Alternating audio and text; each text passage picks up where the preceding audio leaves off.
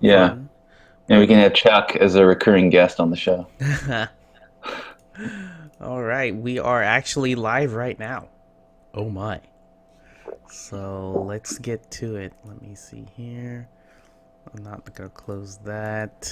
And we're live. Awesome. All right. Hello, good afternoon, good evening to everyone in the interwebs land. My name is Nelson, customer support here at Webflow, and welcome to another Webflow Workshop. And I want to thank you to everyone in the forums who has spoken up about having this either bi weekly or weekly. And it sounds like you guys wanted it weekly. So here we are again. And we're going to do it every week. And we're going to do it even better and have even more guests and better topics and whatnot. And speaking of better guests and better topics, I brought along a friend of mine. And he also brought along his dog, I guess. uh, Product designer of Webflow, Nathan. Hi, everyone. Nathan Romero, product designer, Webflow. I work out of the San Francisco office and actually working from home today because we're switching office, but happy to be here and talk about some cool stuff. Nice, nice. And who's your coworker at home? I have a Jack Russell Terrier named Roxy, and Roxy. we're also dog sitting a Labradoodle who's Oh, pretty okay. loud. That's who you heard earlier. Oh, okay. All right. Well, thank you to them for joining us. And also, I want to thank everyone in the chat room. Usually, our regulars are in our YouTube chat room, so thank you so much for joining us again. I want to name you guys out: Bob, Alexandra, Michael, Dapitz, and Joss. Thank you guys so much. Every week, you guys are always here. Thank you for joining us. And so, today's topic is all about site structure and class naming conventions. I know a couple of you on the forums have asked for this and also asked during our Q&A last session. What's the best way to structure a website in Webflow? How do I name my classes? And so I know that when you start learning to build websites and you're coding CSS by hand or even coding or making websites in Webflow, you get to the point where you're like, how do I name my classes? Am I doing this right? Am I just naming classes all willy nilly? And next thing you know, I get confused about which class names to use and how to structure and whatnot. So, Nate has actually redesigned Webflow.com, of course, using Webflow. And he had to go through this exercise. He had to structure it correctly and make up some class names. So, um, before we get into the topic, though, let's learn more about Nate and where he came from and his journey to Webflow. So, Nate, can you tell us a bit about your background and how you found Webflow? Yeah, sure. So I've been around, I guess just in general, I've been around design for a while now. Started playing around with design tools in middle school, high school, and it was always sort of a hobby. I didn't go to school for design or tech or anything. I studied cognitive science and actually in San Diego, where you're at, and it it was good to study, but my heart was always kind of with design, and I actually worked part time doing print design in college. Oh, So once I was done with my undergrad, I started working full time in design. Starting out with just a junior design role at a small startup, and since then I've worked at three other companies, and I found Webflow about 6 months ago, and yeah, been here since. cool, cool. And how did you learn about Webflow? I'd heard about it a while ago. There was some link I found off Designer News. I think it was the CSS Playground, Mm-hmm. which was really cool. It was sort of the first time um, where you get that kind of like that wow moment when you're controlling UI or a website with UI. Yeah. So I remember playing around with just doing simple things like modifying the border radius on the button, playing with drop shadows, and getting that real time sort of feedback was really awesome. And I kind of forgot about it for about a year just because I was really busy at the time. And It wasn't really top of mind. Um, but then it's funny. Sergey actually went to the same college as I did. He went to UCSD as well, Oh, and I'd always kind of followed him on Dribble and found, tried to keep tabs on what he was doing. And I saw that there was a product design job open at Webflow, and got in touch and interviewed a couple times and got in. So cool.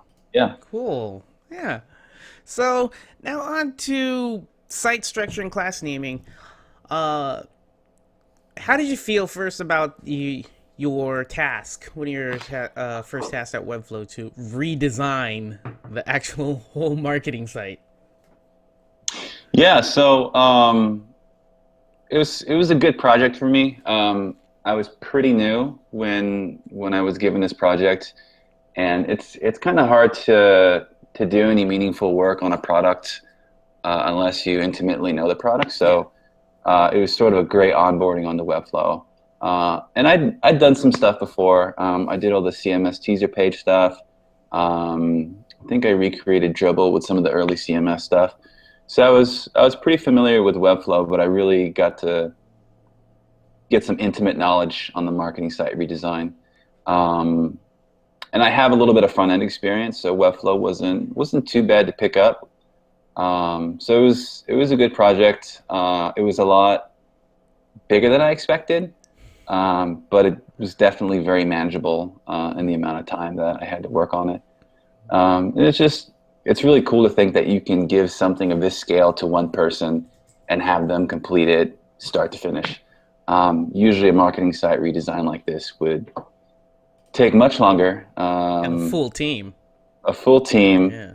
um, but I'm one designer and I was able to sort of tackle the thing by myself. So Okay. it's just sort of a testament to how powerful this tool is, and I'm pretty happy to be working on it. Nice. So Yeah. now on to your process of rebuilding Webflow.com. hmm Um, specifically site structure, what did you do to start that? So I know you would start with wireframe, but take us through that journey. Yeah. So this was I kind of took a new approach to this site. I know we were sort of crunched for time, so I wanted to um, create as many reusable things as possible on the marketing site. So it started out with just sort of Sergey had created a basic sitemap of how the site was supposed to be laid out. So I sort of worked off of that. Um, and since there wasn't too much time, I wanted to figure out like what repeatable components can we use on this marketing site so that if I wanted to build a page, instead of you know working on every single element on the page from scratch, I created sort of a basic component and style guide. Oh, So and did you that do started. that style guide in another program, or you did it in within Webflow? Like, did you draw it out first in a program, or you did it in Webflow on a blank page on a blank page, and then just copied the elements into the pages that you needed? Yeah, so I guess the whole process sort of started out on pen and paper. I just wrote down a list of all the things I knew I would need. I knew I would need sections. I knew I would need, two, three, four column layouts. I knew I would need buttons, headers, subheads, paragraphs, captions, stuff like that. So I listed out all the elements I needed. And then from there, in Sketch and Photoshop, I started to sort of define the visual style of the site. Mm-hmm. Nothing too crazy. I just wanted to nail down things like typography, color, generally how I wanted things to be spaced out on the page, and create a sort of a mini style guide. Um, and then from that style guide, I started creating different, what I'm calling components for the Mm-hmm. marketing site. So if you look at the marketing site, you'll see that most of the stuff in there is sort of separated by sections. Yeah. So I created like a basic section, and then a variant on that was just a section with a gray background, just to Mm-hmm. give the page, nice little vertical rhythm. And then off of those, I created different two, three, four column layouts.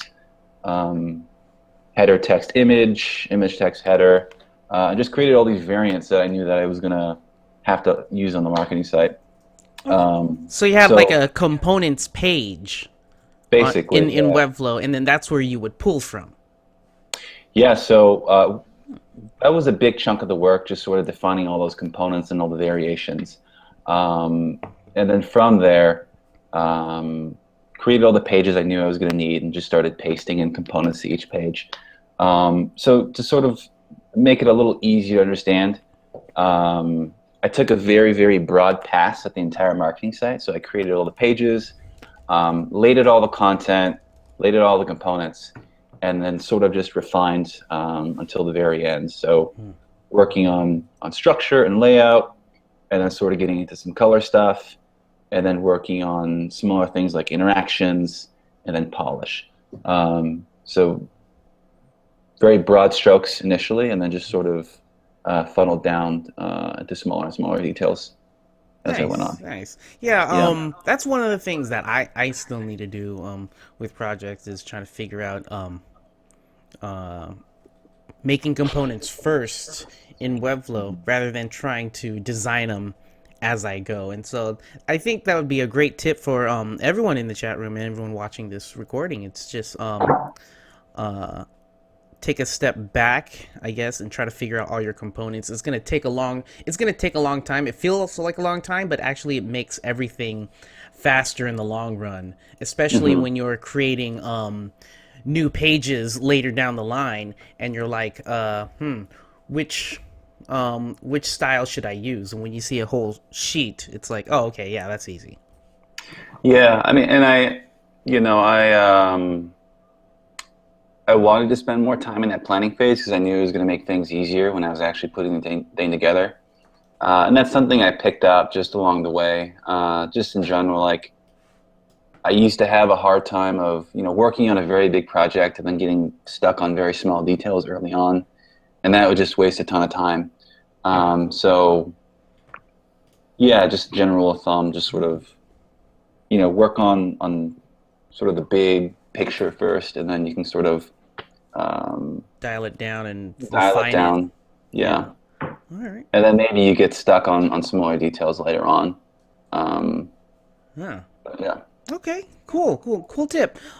As far as class naming goes, Hmm. um, I know that's really tough because some people like to name their classes in one way and then someone likes to name it another, and especially when you're working with a big team, how do you keep that as clean as possible? How do you keep clean? How do you name your class names?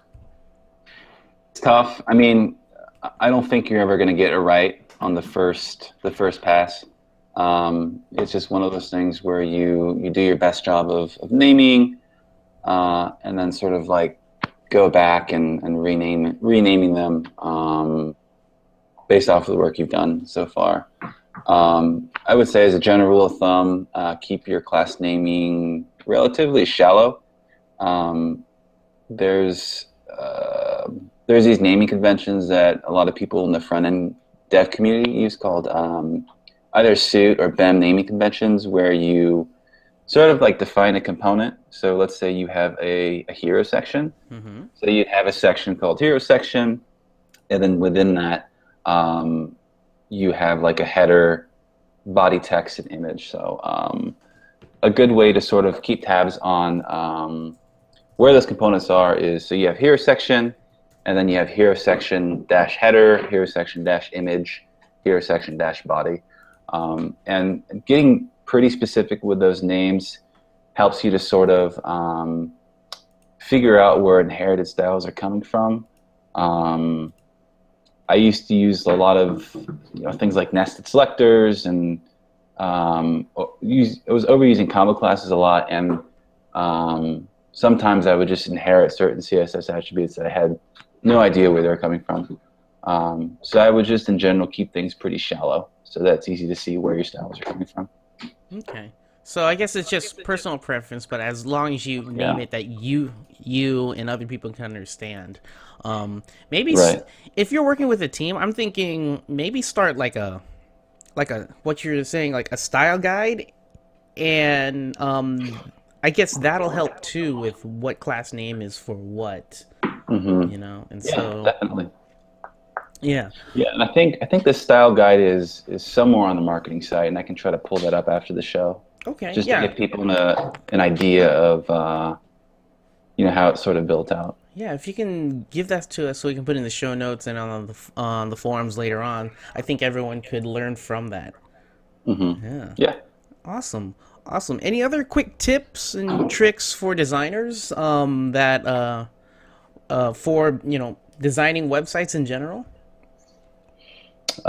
Quick tips. Yeah. Anything you've learned along the way from, it can be for beginners or advanced. Yeah. Right. I would just say, just generally, it's hard to give specific tips, Yeah. but just generally, um, try not to get stuck too early on. If you're having trouble with a problem and you can't find a good solution, move on to something else, and usually something will just come to mind later on.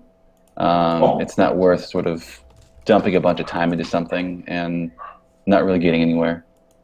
Cool. Um, Okay. yeah, just quick tip.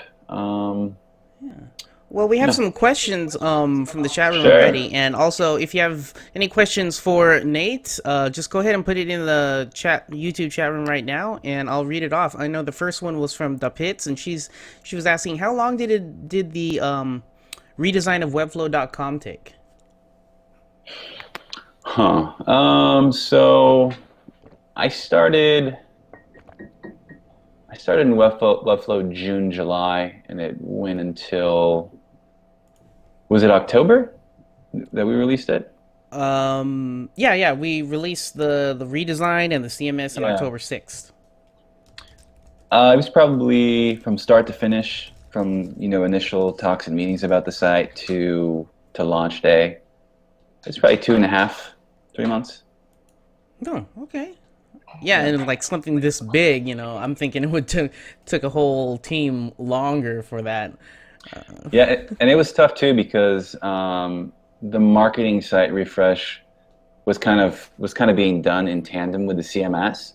So we couldn't actually use the CMS up until the very end. Oh yeah, it was still being built at the time. Yeah, we had to like time it in a way so that we would work on a certain set of pages when the developers pushed the CMS to production. Oh So man. So that's kind of weird. You're like it was making tricky stuff timing. for the CMS, but it's not even ready, and so you're like, oh man.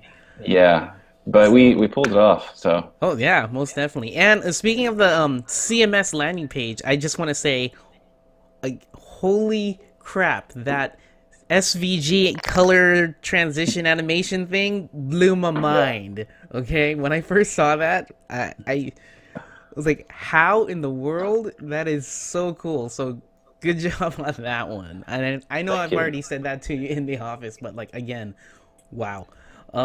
Second question is I think it's from okay. Christian says, does it make sense to name things after for for class names? Is it like object dash dash what it does dash where the job object is? Hmm. Yeah, so that's sort of like I think he's referring to suit naming convention, and that's one way people handle it. So if you have let's say you have a header with like a header on a table, so you have like the container, the heading text, and maybe some controls on the right. Um, so a single dash would sort of tell you what it is. So you would have header dash controls.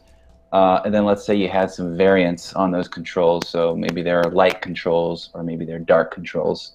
So you could say header dash controls um, dash dash light dash dash dark. Hmm. And it's all a matter of personal preference.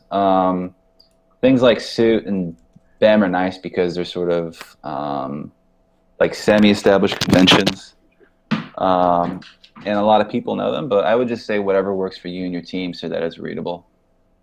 So if you want to use single and double dashes to denote what the component is, or if it's a certain variant on the component, um, if that helps you, you should do that. Okay, cool, And cool. we'll throw some of the suit and BEM naming convention stuff in the show notes as well. Nice, nice. Pretty I know I interesting. went to a workshop with Luke W. Forgot his last name. How do you say it? But he's Wroblewski or something. Wroblewski. Yeah, he's a Yeah. speaker, and I went to one of his workshops about semantic CSS, and so Hmm. I try to do that to exactly what Christian says. It's the Hmm. object and what it does. So again, it's personal preference. Whatever works for you Yeah. and makes sense for you and your team. Yeah, it's good that people are thinking about this too. So Okay. hopefully maybe we can build something into Webflow where it, maybe make some UI for this so it makes sense when naming classes. Yeah. Um, it'd be helpful to throw just tips inside I guess the we product. can put that in like the help docs or whatever, tips and tricks on Yeah. the forums. That would be cool. Um, so yeah, give us more information about where we can find you in yeah, like what's your Twitter account if people want to talk more to you about web design. Yeah, I'm not on Twitter too much. I mostly just read stuff, but I'll throw it in the chat. It's Nathan, so Neigh, like a horse, Nathan. You like to be all clever, don't you? All right. Well, thank you, Nathan. And do you want to stick around to help critique some sites? Sure, yeah, I'd love to. Okay. All right. Cool. So, our next segment right now, I like to give you guys an opportunity to show us what you're working with on Webflow. Show me what you're working with. Sure. Show me what you're doing in Webflow, and we'll critique it live on the air. So our first one's from Michael. Let's see here. Do you have that link up, Nate? Here, let me put it Link. on the Google Hangouts Yeah. thing. There you go. Oh, cool. Yep. So my first reaction is this is really cool. Let me Yeah, refresh it again. I haven't seen this yet. Oh yeah, Michael Barend Uh-huh. gave us this link right now in the YouTube chat room, and it looks pretty cool using the sliders and whatnot. Okay, using slider interactions too. Mm-hmm. Nice. Yeah, I like the 3D flip on this icon on the bottom. Hold That's on. really Oh, nice, really okay. nice Yeah, it's use of flipping. interactions. It's flipping. All right. Yeah, very very nice use of the photography. I mean, movies have great photography, so it's always fun to play with. Mm-hmm. Um, Yeah, it scales down really nicely. Um, really good use of the Netflix art here too. good job. Good job. Oh, okay. So I like the drop shadows for that red bar because it really feels Netflixy. You know how they use like deep shadows. If there's the double down arrow. Mm-hmm. Yeah, if you click that. Oh, Okay. wow, that is really cool.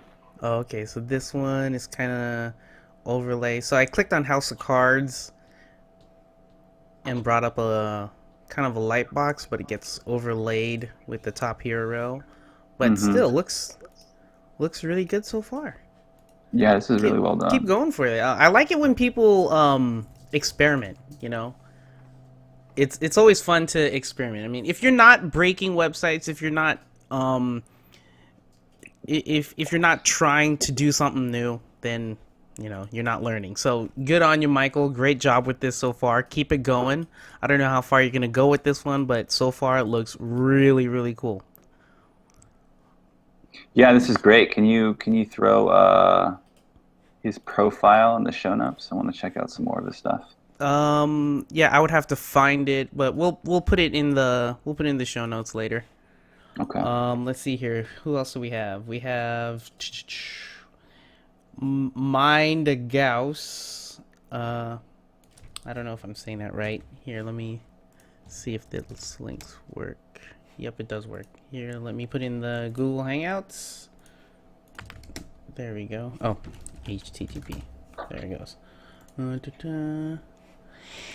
Interaxio. Web design, development, and hosting. simple, clean. But I feel like it's too clean.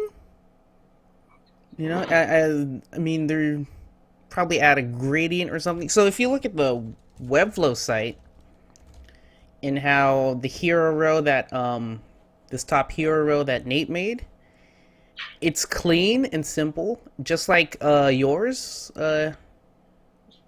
Is it what's his name again? Mind a Gauss. I'm just gonna call him Mind.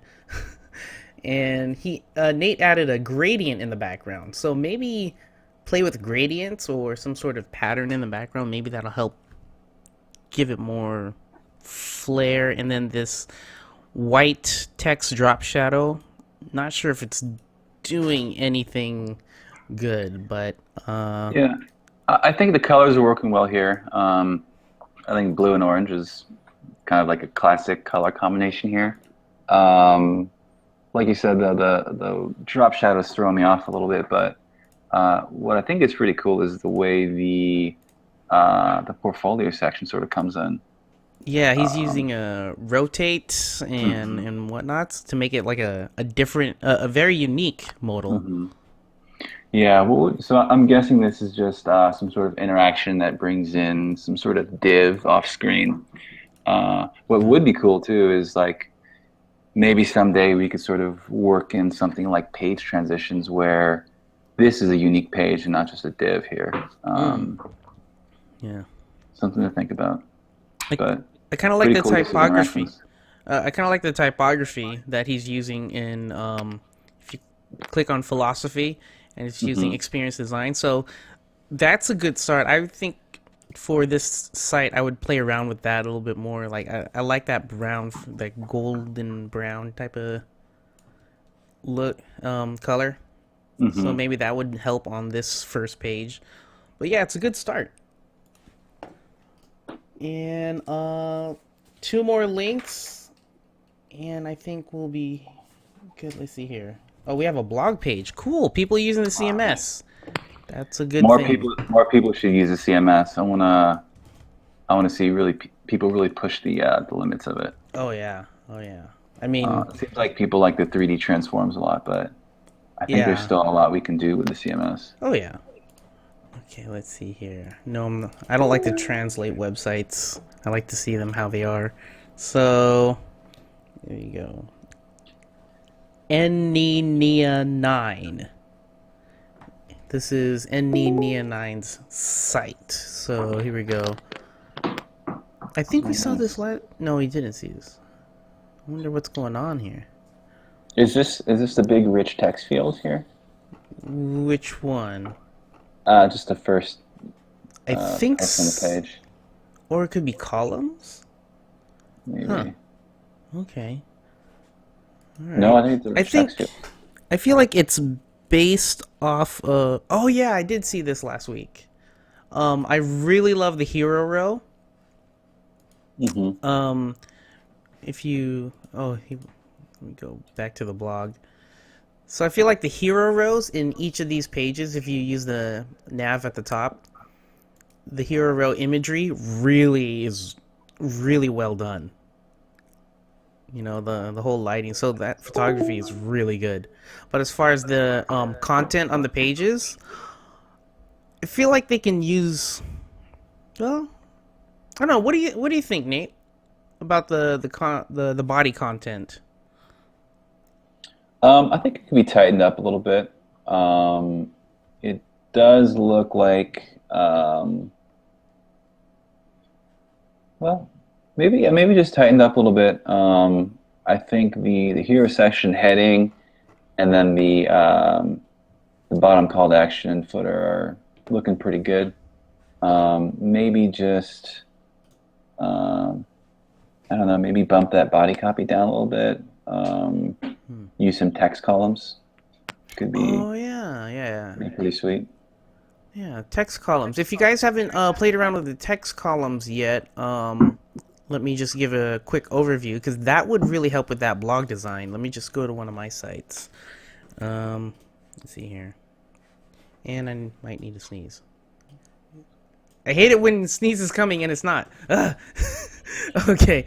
Um, quickly, I'll just go to my playground and let me bring in a paragraph right here, and then this paragraph, I'm gonna give it a just text, and then down here, right here under typography, I can give it 2 columns or 3 or 4, and so yeah, you can play around with that one, and I think that would make your blog look even better. Yeah, I think it's solid, and this top hero section could definitely be used in something like a template detail page. Mm-hmm. I did this a little bit with the case studies page where I uploaded an image for each case study, and then Mm-hmm. applied that as a background image, and then sort of pulled it back with CSS. Um, I'm I'm not sure if it was made with the CMS, but it's definitely something that could be tackled with it. Okay, last link, and then I'm gonna have to let Nate go. So we're gonna use Joss link as Josh's or Joss. This looks like a portfolio site. Here we go. And I'm not gonna translate it. There we go. So I like the way you used a gradient, Joss. Good job on that. Exactly what I was talking about before. It's clean, but that gradient adds a little bit more flair to it. Okay, nothing to scroll up and down. Unless something is wrong. Okay. Oh, he said that's it's still a work in progress. Okay. Yeah, it looks good. I like the sizing on the hero section. I'm on a laptop screen, and it feels about right. And the way the text comes in is really nice as well. But the Okay. hard thing is like figuring out how to size things the right way depending on which screen you're looking at.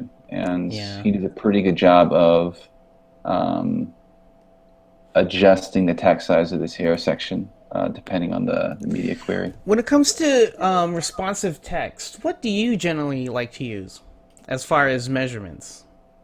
Do you still like to use pixels per breakpoint, or like I've been trying to experiment with VW, for my Defining, for font sizes or text sizes. no, I don't think I've done that before. I mean, I've used M's in the Mm-hmm. past, but I usually sort of go back to pixels Mm, just because yeah, that's what I learned with and I'm most comfortable with. yeah, And a pixel's a pixel everywhere. yeah. So That's true. That's true. All right. Well, thank you guys so much for your links, and Nate, thank you so much for the great tips. Throw me some links to post on the forums, and yeah, I'll share it with everyone. And any other okay, tips that yeah, you can give us. okay, yeah, I'll throw some stuff into this YouTube channel and Hmm. then send you some on Slack. Okay, cool. Well, thank you so much, Nate. All Have a right, good morning. take it easy. See ya. And to everyone else in the chat room, we're still going. This is the second half. Here we go. If you have any questions about Webflow, now is the time. And also, if you have um, any thoughts or any thoughts into future topics, let me know too. I want to make sure that you get as much out of these workshops as possible. Okay? So let me go scroll up and see some of the questions, see if I'm missing anything. Um, does stacking sections on top of each other and hiding/showing with an interaction make a website slower? No, it does not make a website slower. What makes a website slower, and this is a question from Mind Gauss, what makes a website slower is if you have huge imagery, okay? Like if you have an image that's like 50 megabytes or something and you're using it as a background image or something, you need to scale that down. You not only scale it down canvas size wise, but file size wise, because you're pumping a lot of data through the pipes, through the internet tubes, to get a photo into someone's handheld mobile device or desktop. So optimize your images. That's That's mainly the reason why websites get slow.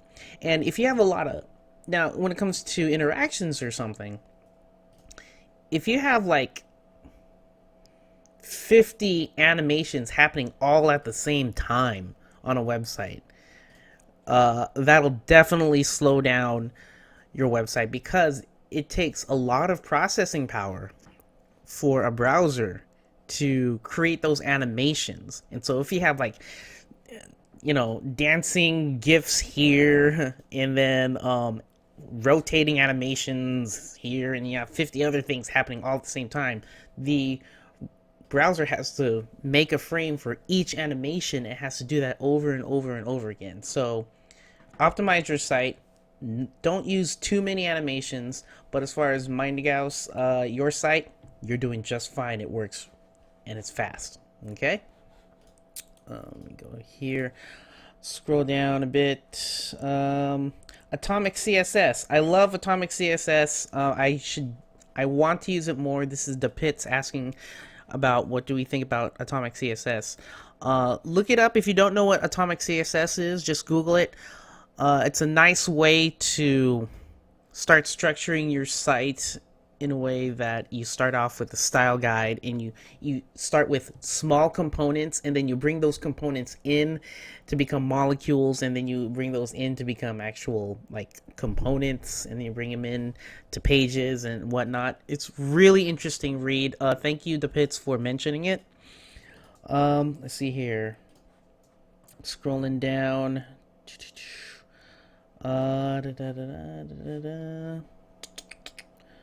Okay, about resolution, how to find out what the ideal resolution of a picture is. Ideal resolution, when it comes to resolution, it's 72 dpi, and then for retina display, you want to bump that up by times 2, so 72 times 2, 144. Yeah, I can't math. Anyways, something like that. That should be the DPI, but when it comes to canvas size, there's this thing. Let me see if I can. Hold on. Let me see here. Let me get this PC pictures. Okay, so there's this thing here. Let me go to my playground. We have a high DPI. A high DPI thing. So if I go here, I dragged an image from my desktop, and then you'll see this button right here, high DPI. So what this does is it scales down the photo or the image to half its original size. See right here how it says 1005 pixels width? And then when I click the high DPI, it sets it down to 502. So that's what it's doing. So when you look at this page on something like a retina screen, it'll come out even clearer than what I'm seeing right now, okay? Because it's actually scaling down a big image into something small. And then if it's yeah, so that's what it means. Hope you guys understand. All right, moving on. Let's see here. How to make animation counting numbers, like 1, then change to 2, then change to 3. Asif, great question. You would need custom coding. Something I've used in the past to, like a timer thing, is just Google search jQuery count up, and there should be a bunch of plugins and jQuery scripts out there that you can bring into Webflow. And if you're not familiar on how to put custom code into Webflow, there's 2 ways. The first way is to go to your site settings page and click on custom code, and so you can put something here in the head or the footer. Or you can do it on per page, which you can go to your page panel on the left. Come on. Page panel on the left, and then click on the page settings panel, okay?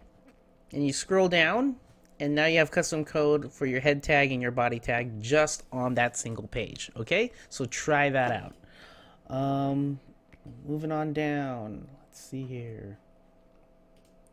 How to make a background animation, simple lines moving, is that possible? And how much low down in older browser or PCs? Not sure, Jacob, about that question. How to make a background animation, simple lines moving. I think that would be a jQuery plugin. I've seen lines floating in some of Webflow sites and all some other sites too. There's a jQuery plugin somewhere that has like these techie lines that just float around and whatnot. So you might want to search for that, but that is not native in Webflow. Dimitri, quick question. Is there a way to add step animation into Webflow? For example, on mouse over, play GIF sequence. Ah, yes, there is. That is a good question. Going back to one of my favorite sites, history of animation.webflow.io. Bookmark this, please. Do it. So, history of animation. This site rocks, okay? So I'm just gonna scroll down to the appropriate, to the relevant part. And so, and yes, this is all built in Webflow, every last bit. Okay, where is it? Where is it? Come on, where you at? Here we go. All right, so this is not even an interaction. This is just a hover. So if I hover over these guys, animation. So what's happening is there's a background on this div, and it's the seven dwarfs, okay? But it's a static photo, okay? It's static JPEG or whatever. But then when you hover, he replaces the background, and it's simple to do in the style panel. He replaces the background with a GIF animation. And that's it. You're just replacing a background with a GIF. And that's it.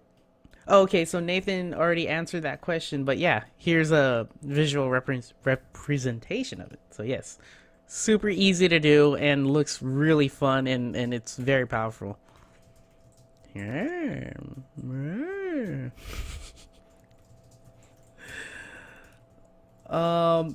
Let's see here. Moving on. Thank you, Nate, so much for joining us. Great tips from you, and again, great job with Webflow.com's redesign. Let's see here. Last week you checked the HTML and noticed uneven mobile view. The picture loaded. You were going to look after. Oh, Bob's asking about mobile big picture. So yeah, if you have a huge image on the desktop view, it'll still load on your mobile view. And so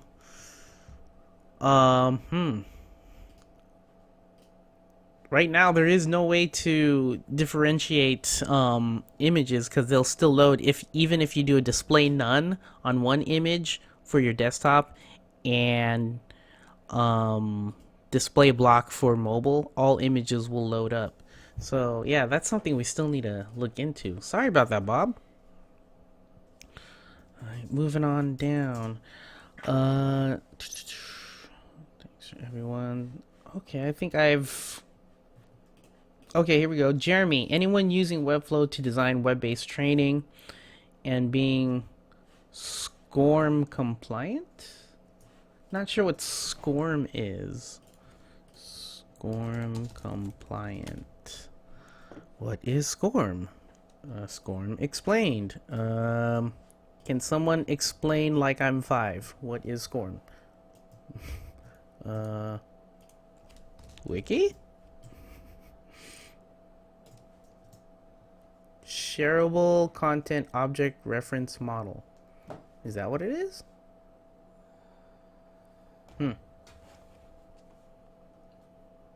Yes. Okay, so not sure what you mean by that, but I'm going to move on, and if you can help me out with that question, that would be good. About resolution, how to find out what is the ideal resolution of a picture. Oh, I already went through that one. Cool. I think I caught up with all the questions. Oh, here we go. Samuel, if I don't use big pictures, is there an option for low quality pictures to have a dotted overlay? I think you would have to use a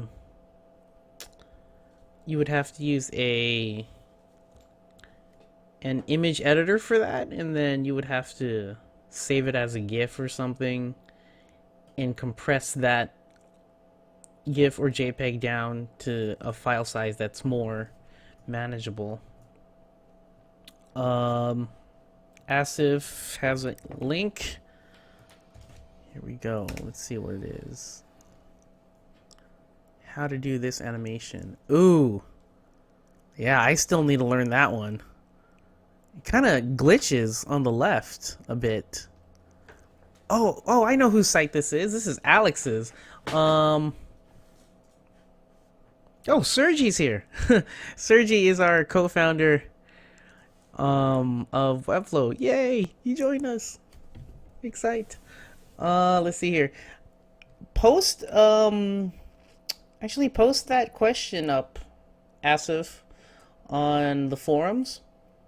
And I know Alex will answer that real quick. Because I know that's Alex's site. He shared it with other community experts. Let's see here. Jacob, 1979. Is that your birth date? Is this possible in Webflow? Everything is possible in Webflow. Sometimes it'll take a little bit more work. If you're trying to do whoa.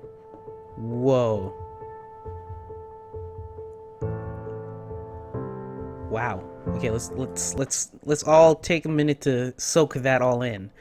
Preloader, loading animation, and let's see here. Parallax scrolling. I mean, not parallax scrolling. Parallax elements. So let's try that one more time. Preloader. So the first one was a preloader of a outline box. Yes, you can do that easily. You can take a box and can I mute this? There's no mute button? Come on. Oh, weird. I'm scrolling down and nothing's happening. Whoa. Okay, hold on.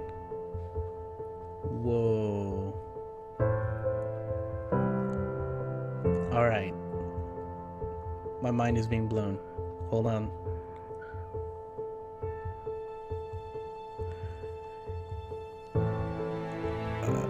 Whoa. That is beautiful.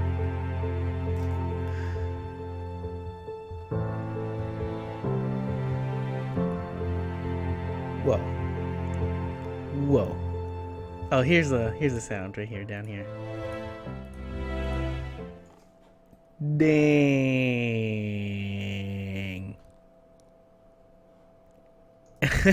Oh, whoa.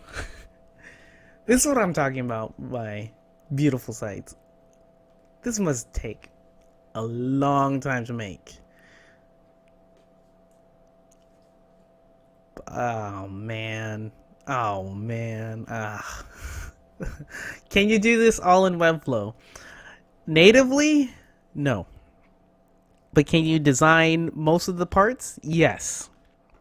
Let's break this down. Oh man, I want to break it down with you guys. Okay, here we go. So I'm going to refresh. And here we go. So, yes, you can... Whoa, what just happened? Where's that pop-up? That modal. Interesting, it's gone. So the first thing is a preloader. Yes, you can make preloaders in Webflow. Yes, you can make diamond... You can rotate boxes 90 degrees to have that diamond shape. Alright, of course, you can have parallax elements happening using a custom jQuery script, and I've done this before in other websites in Webflow. But the scrolling, animation while scrolling, that again has to be done with custom coding. And there's this jQuery thing called Scroll Magic or something that will help you do some of these things. But this one, I mean, it had to take a huge, not a huge team, but a full team to actually execute this. I mean, there's probably been a lot of planning to do this, not just execution. This is just beautiful, using line animation. Ah, stop it. So good. The gradients is what kills me, man. Ah, jeez. Okay, I'm done. I'm done geeking out. Okay. All right. Interactions 2.0. Oh yes, we've been talking about that internally for an update. Interactions update, and yes, it's coming soon. Let's see here. We would love to be able to use the CMS to build multi-language sites. Any ETA on that? On the forums, I saw someone talk about multi-language sites, and one of our staff members said it takes a lot more engineering to make that possible. But if you need a solution right now, Babblik. Let's go here. Babblik. Is that how you spell it? Babblik. No. Dang it. It's on our forums. Let me see here.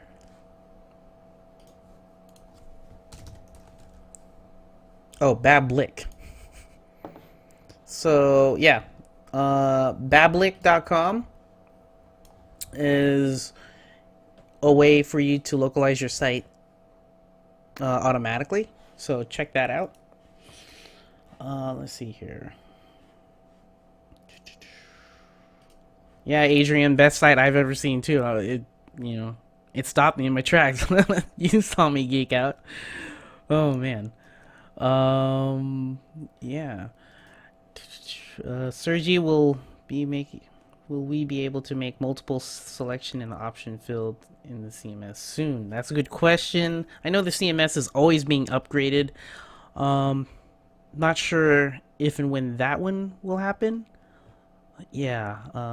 Dimitri, any idea how to achieve the line animation in Webflow? Line animations. I've done line animations using CSS. CSS line animation. Here we go. Here's one link. Let me put it in the chat room for you, Dimitri. There you go.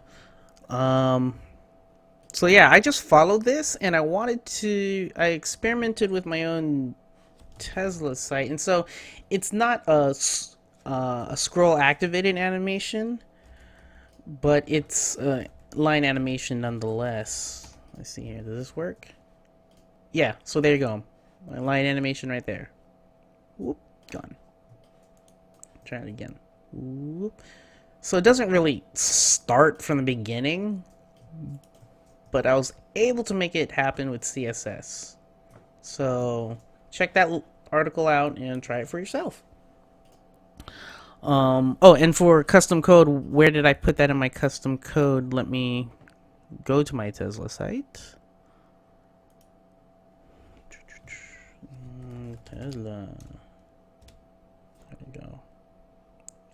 I think I put that in the custom code here. Yeah, I did. Right. Oh. Oh, okay. I put that in the embed. Let's see here.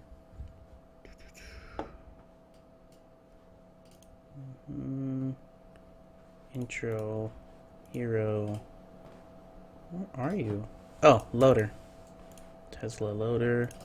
HTML embed right there. So I did some CSS right here. So yeah. All right. Quick question: what part of custom code going to footer and what part to headers, or some sort of rule? Good question, Asif. So when you want a website to load, you if your a browser reads code from top to bottom. So if there's any errors in your custom code, and you put that custom code in your head tag, the browser will stop at that header, and any other code below that error will not load at all. Your browser will be like, okay, I'm done. It's broken. It's a broken site. And so you'll just see a blank page. Now, if you have a broken code in your like custom JavaScript or something, and you put your custom JavaScript in the footer code, then everything will load up except for that custom jQuery at the very end of your code. So people will still be able to access your site and not see a blank page, but it will still error out, some sort of error, if you have something in your custom jQuery or JavaScript in the footer code. So it's best to put your custom stuff in the footer and not the head. For head, I would suggest putting stuff like style, or if you're style or meta tags or what have you.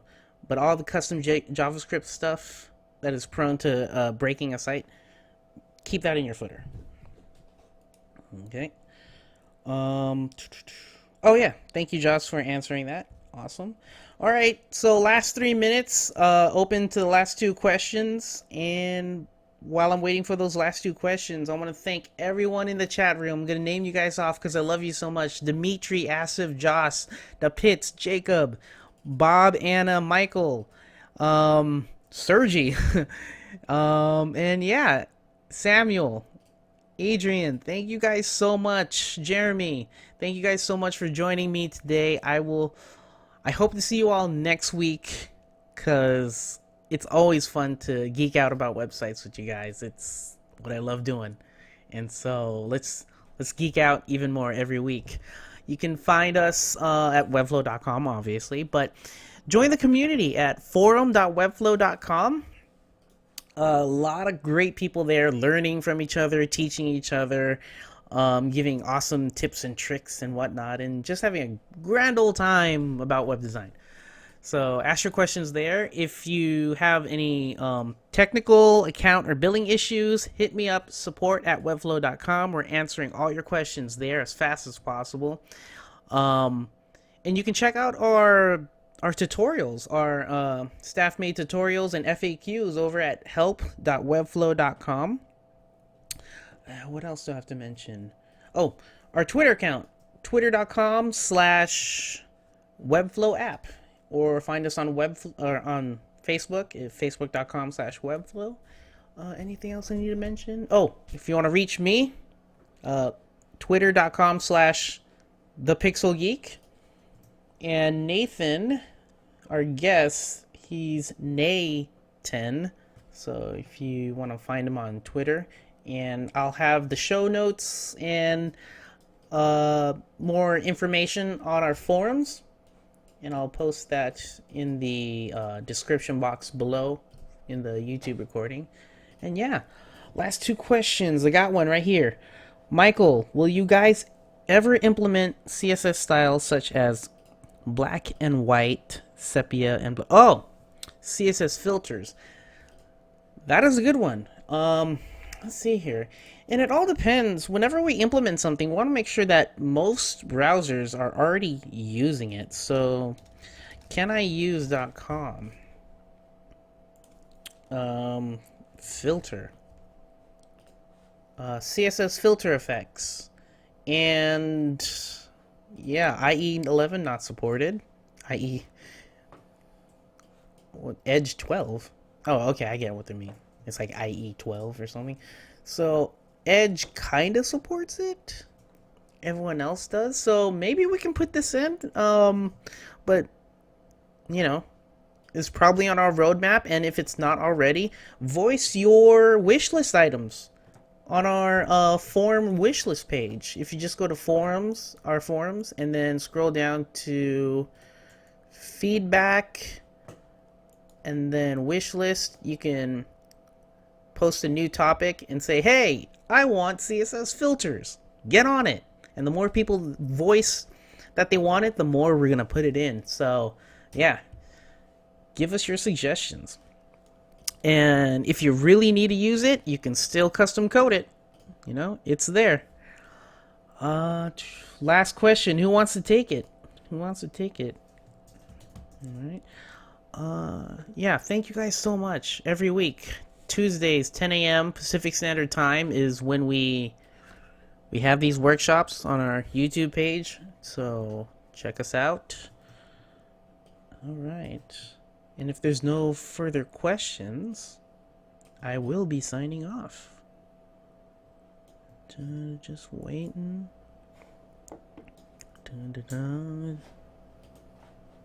Yeah, CSS filters are really cool to play with, especially if you want to have like a rollover where the image starts as black and white and then you want it to colorize. So, would be really easy to do. But right now you have to do custom coding for that.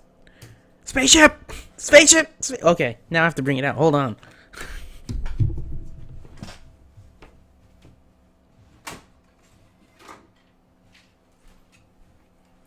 Whoa. There we go.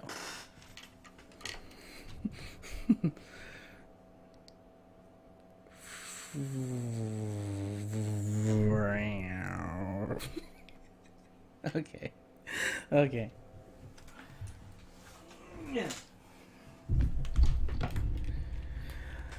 All right. Last question. Is the form built in Webflow? No, it is not. It's in Discourse. Thank you, Josh, for answering that. Yeah, we use a different software because, yeah, hosting forums is a whole different ball game than hosting a website. Thank you guys so much. Yes, again, hit me up, support@webflow.com for all of your questions, or on Twitter, twitter.com/thepixelgeek, and of course our Webflow Twitter is Webflow app. Get on it. Thank you guys so much. I will see you next week, bright and early, Tuesday at 10 a.m. See ya.